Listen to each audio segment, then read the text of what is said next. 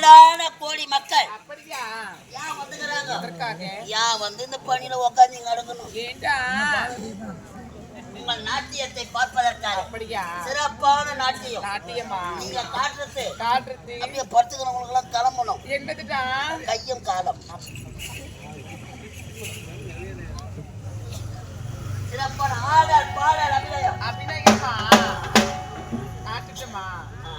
நான் காட்டுட்டுமா நான் பார்க்கட்டுமா என்னதுடா நாட்டியத்தை அப்படியா எப்படி தெரியுமா ஓல குருத்தோ இல்ல காட்டுடா